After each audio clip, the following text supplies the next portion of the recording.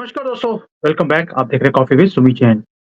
दोस्तों जो ये अपना राहुल गांधी है, ये कुछ क्वेश्चन दोबारा से इसने पूछने शुरू कर दिए मोदी जी से, और कुछ ऐसे एलिगेशंस हैं जो पिछले 5 साल से वो लगातार लगाता जा रहा है, क्योंकि जहां जहां से पैसे मिलते हैं फुल पब्लिसिटी करने के लिए मोदी जी के खिलाफ, तो उनका एजेंडा तो इसको पूरा करना ही होता है।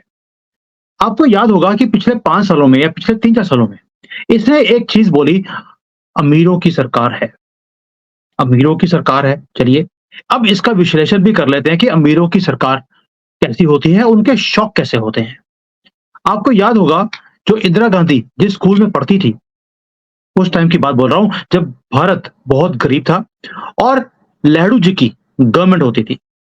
उस वक्त जिस स्कूल में पढ़ती थी उसके 4 दरवाजे थे, और जो 4 दरवाजे थे, छुट्टी के वक्त चारों गेटों के ऊपर एक एक गाड़ी ड्राइवर समेत और सिक्योरिटी फोर्सेस के साथ खड़ी होती थी, कि पता नहीं जिस इंदिरा गांधी जो है उसका नाम था प्रियदर्शनी, उसका क्या मूड बन जाए, किस गेट से वो निकलेंगी।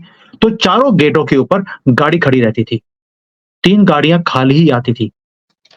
ये हालत थी, तो तब क्या गरीबों की गवर्नमेंट थी या आपके जैसे रईसजादों की गवर्नमेंट थी? देश अभी अभी आजाद हुआ था, लोग भूखों मर रहे थे, और इनकी फैमिली, एक गंदी फैमिली, ये अय्याशी कर रही थी हमारे देश के ऊपर। तब क्या जो जनता है, उन्होंने तब भी राहुल गंदगी की फैमिली से पूछा नहीं कि आपकी ये जो हरकतें हैं, क्या ये गरीब कंट्री की हरकतें हो सकती हैं?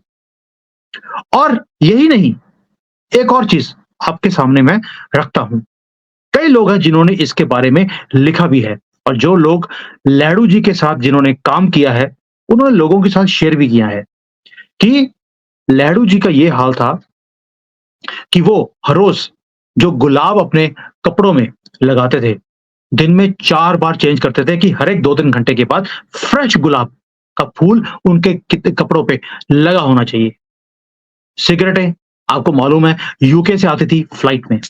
कपड़े उनके ड्राई क्लीन करवाने के लिए यूके जाते थे, लंदन में, जैसे कि वॉइस रॉय की वाइफ खुद उनके कपड़े इस्त्री करती हो और रफू भी करती हो, इनका पिछवाड़ा भी और इनके कपड़े भी। और ये गुलाब है, आप सोच के देखिए, जो हर 2-3 घंटे बाद ये अपनी शेरवानी पे गुलाब चेंज करते थे, उसको ले आने के लिए भारत सरकार की एक एम्बेसडर कार ड्राइवर के साथ और साथ में सिक्योरिटी फोर्सेस के साथ या स्टाफ मेंबर जाते थे, खुद चूज करने के लिए। तिलक ब्रिज के ऊपर, जो या बंगाली मार्केट में, वहां पे फूल वाले बैठे होते थे, और वहां पर जाकर गाड़ी वाला चूज करता था, कम से कम 200 रुपए का फूल लेके आते थे, इनके गुलाब का फूल यहाँ लगाने के लिए भी, और 4-5 और साथ में सैंपल भी, पता नहीं कौन सा दिल आ जाए नेहरू जी का। और रोज 800 रुपए उस जमाने में खर्च होते थे सिर्फ 4 गुलाबों के फूल चेंज करने के लिए। और ये खर्चा देश के खजाने से होता था, जब लोग बाहर, गरीब आदमी मर रहा था, गरीबी से जूझ रहा था इस जिंदगी को चलाने के लिए। गरीब मुल्क था, हम कहलाते भी थे, अभी अभी आजाद हुए थे, खाने के लिए अन्न नहीं था, और ये पैसे लुटा रहे थे, क्योंकि खजाने में से जा रहे हैं। हमारे बाप का क्या जाता है? बाप का क्या गया इस देश के? वो गया पीओके, वो गया अक्साई चिन्ह, लेकिन ये फूल चेंज करते रहे। और राहुल गांधी ये बोलता है मोदी जी के लिए, ये तो अमीरों की सरकार है। जो अमीरी आपने दिखाई है, आपका तो बर्थडे केक काटने के लिए पूरा प्लेन जाता था ऊपर, जहां पे सिर्फ आपके 4-5 गंदे फैमिली के लोग वहां पे जाके केक काट रहे होते थे। अमीरों की सरकार वो होती है। हमारे जो एयरक्राफ्ट कैरियर है, उसके ऊपर आपकी पूरी फैमिली, इटली वाली भी आई हुई थी अय्याशी करने के लिए, अंडमान निकोबार आइलैंड्स में। इसको बोलते हैं अमीरों की सरकार। इस देश को अपनी जागीर समझना, राजाओं की तरह आपने शासन किया है इस देश के ऊपर। और अभी आपने दोबारा से, जैसे ही इलेक्शंस खत्म हुए हैं, बोलना शुरू कर दिया अदानी अदानी, अदानी अंबानी। कभी आपने पिछले साल बोला था कोका कोला वाला शिकंजवी बेचता था, फोर्ड वाला रेडी चलाता था। उनके उदाहरण देते हुए मैकडॉनल्ड्स वाला कोई छोले-भटूरे भेज रहा था। ये ऐसे-ऐसे उदाहरण दिए आपने। ये होता है अमीर फैमिली के बिगड़े औलादों की स्टेटमेंट्स। और प्रधानमंत्री से आप हर रोज़ सवाल पूछते हो, अदानी का क्या हुआ? अंबानी का क्या हुआ? ये इतने अमीर कैसे बन गए? पहले तो तुम बताओ तुम कितने अमीर कैसे बन गए? ऑपोज़िशन में 10 साल से बैठे हो, धंधा तुम्हारा कोई है नहीं, बैंकॉक जाने के लिए तुम्हारे पास पैसे हैं और अपना नामांकन पत्र भरने के लिए तुम्हारे पास प्राइवेट जेट में जाने के लिए पैसे हैं और सरकार को बोलते हो ये तो अमीरों की सरकार है। इतना भी खुंद किस बात के लिए है आपको मोदी जी से? क्यों सिर्फ इसलिए कि वो देश के लिए काम कर रहे हैं, लोग प्यार करते हैं उनसे? और आपने गंद डालने की कोई ऐसी चीज़ नहीं छोड़ी कि इस देश में गंद पड़ा रहे। और अभी अनाउंस कर दिया 420 ऐसे डिस्ट्रिक्ट्स हैं भारत में जहां पर ये दोबारा से अब यात्रा करेगा। यानी कि सारे भारत को जोड़ने के लिए अब ये यात्रा करने वाला है। आपको भी मालूम है इस यात्रा में क्या होने वाला है और ये देश की जनता राहुल गंदगी से कोई क्वेश्चन पूछती भी नहीं है कि भाई ठीक है ये लोकतंत्र है, डेमोक्रेसी है, आप सवाल पूछ सकते हैं। लेकिन बार-बार एक ही झूठ जो कि पर्दाफाश हो चुका है आपका कि आपने खुद वो गलत रिपोर्ट्स निकलवाई थी अदानी के खिलाफ ताकि यहाँ की जो स्टॉक मार्केट है वो क्रैश हो जाए। आप फेल हो गए उस चीज़ में भी। आपने मोदी जी को नीचे करने के लिए ठीक है, झूठ का सहारा लिया, 1-1 लाख रुपए खटाखट खटाखट आप स्त्रियों के अकाउंट में जमा करवाएँगे। नहीं करवाए डंडे मिले हैं उनको। आपके ऑफिस के बाहर डंडे बढ़ रहे हैं उन लेडीज़ को। और ये देश की जनता सवाल भी नहीं पूछती आपको। ऐसा भी क्या डर है हिंदुओं? मुझे आज तक समझ नहीं आया। प्रधानमंत्री ने 10 साल इस देश में काम किया है। आप सवाल पूछते रहते हैं। लेकिन 60 साल से ज़्यादा इस गंदी फैमिली ने राज किया है। आप कभी सवाल भी नहीं पूछते उनको। और यही जो चीज़ें हैं जिसके कारण इनकी हिम्मत बढ़ती रहती है कि हर रोज़ मोदी जी को, हिंदुओं को ये कटघरे में खड़ा करते हैं। कभी बोलेंगे जय श्री राम के नारे लगाने वाले भूखे मरेंगे। इनका वक़्त आएगा। जो ये डड्डू पोज़ करते हैं 5 बार दिन में सड़कों पे बैठकर, उनको तो कभी नहीं बोला ये भूखे मरेंगे। उनको बोलते हैं हम हिंदुओं से छीन कर सब कुछ आपको दे देंगे। जितनी जाति, जितने बच्चे, उतना हक। उनके तो 18-18 बच्चे हैं, तो हमारे 2 हैं, 1 है, तो हमारे से छीन के उनको दे दिया जाएगा।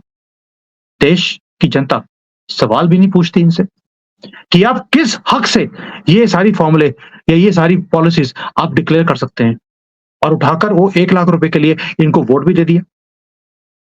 कोई सवाल नहीं, कोई दलील नहीं कि आप ये सारा कुछ किस हक से कर सकते हो और कैसे करेंगे। वो कहते हैं जब हमारी सरकार आएगी तब बताएँगे। बताना क्या है? वो तो आपके मैनिफेस्टो में लिखा है कि अगर कोई हिंदू मुसलमान के खिलाफ बोलेगा उसे टेररिस्ट डिक्लेयर किया जाएगा। लेकिन अगर मुसलमान किसी का गला भी काटता है, लड़की को उठा के ले जाता है, उसे कन्वर्ट करने की कोशिश करता है, कुछ नहीं किया जाएगा। उनके मैनिफेस्टो में है और हिंदू सवाल भी नहीं पूछता उनसे। जब वो इतनी बड़ी-बड़ी रैलियाँ करते हैं, आप वहाँ पे बैठे होते हो क्योंकि आपको 300-500 रुपए मिलते हैं रैली में जाने के लिए। प्रॉमिस किया जाता है कि आपको खाना भी दिया जाएगा, मिलता नहीं है। लेकिन आप सवाल भी नहीं पूछते। कटघरे में हमेशा उस आदमी को खड़ा करते हो आप हिंदुओं, जो काम कर रहा है। मैंने भी भारत में बहुत कंपनियों में काम किया और मैं भी दिन-रात एक करता हूँ जब मैं काम करता हूँ। जो लोग मुझे जानते हैं, उन्हें मालूम है मेरी कंसिस्टेंसी कितनी है। मैं 20-20 घंटे काम करने वाला आदमी हूँ और हमेशा वहाँ पर मुझे ही कटघरे में खड़ा किया गया कि तुमने ये कैसे कर दिया, वो कैसे कर दिया क्योंकि सारे डिसीजंस ठीक नहीं हो सकते हैं। कुछ गलतियाँ भी हो जाती हैं। लेकिन जो 99 काम ठीक किए होते हैं, उसकी शाबाशी कभी भी नहीं मिलती। वो जो एक आधा काम कहीं गलत हो गया, किसी भी रीज़न के कारण उसके लिए कटघरे में हमें खड़ा किया जाता है। मुझे मालूम है भारतीयों का डीएनए ऐसा है। लेकिन जो काम नहीं करता, राहुल गांधी जैसा आदमी, जो सिर्फ भ्रमित करता है, चुगलियाँ करता है, चुगली वाला काम ही है इसका। जैसे लेडीज़ करती हैं वही काम इसका है। इसलिए कोई लेडी इसके साथ शादी भी करती नहीं कि लेडी कहती है मैं लेडी के साथ शादी कैसे कर लूँ? आप इससे क्वेश्चन भी नहीं पूछते और जब आप क्वेश्चन नहीं पूछते हो, इनकी हिम्मत बढ़ती है और हिम्मत भी इतनी बढ़ रही है, अब वो पूरे भारत में भारत तोड़ो यात्रा करेगा। लेकिन अरुणाचल प्रदेश नहीं जाएगा। क्योंकि जिन्होंने इसको लेके आने की कोशिश करी थी, वो नहीं चाहते कि अरुणाचल प्रदेश किसी भी तरह से सुर्खियों में आए, भारत की मीडिया में। ये हालत है इस गंदे आदमी की और आप फिर दोबारा से कोई क्वेश्चन नहीं पूछोगे और मैं चाहता हूँ कि आप क्वेश्चन पूछें राहुल गंदगी से, उसके ट्विटर पे जाके बोलिए, अरुणाचल कब जाओगे? जिस दिन आप ये काम करना शुरू कर दोगे, ये भी थोड़ा-सा सीधा होने शुरू हो जाएँगे और जो ये बोल रहे हैं अमीरों की सरकार, मैंने आपको इनकी गरीबों की सरकार का पूरा चिट्ठा आपके सामने रख दिया। अब मर्ज़ी अगेन आपकी है। ये 5 साल मैं यही काम करूँगा इनको एक्सपोज़ करने का। छोड़ने वाला नहीं हूँ राहुल गांधी को और इसकी फैमिली को भी। इतना मैटर है हमारे पास कि इनके पर्दे-फ़ाश हम करते रहेंगे। लेकिन आपसे एक ही गुज़ारिश है, इनसे सवाल करना छोड़ना मत। अगर मोदी जी से सवाल करने का आपको हक है, तो राहुल गांधी से भी पूछने का और इनसे जवाब लेने का हक हमारा है, अगर लोकतंत्र है तो। जय हिंद, वंदे मातरम और जय Shri Ram. Hi there. If you liked the video, please don't forget to smash the like button, subscribe to our channel, and activate the bell icon so that you receive all notifications whenever we upload a new video. Thanks for watching.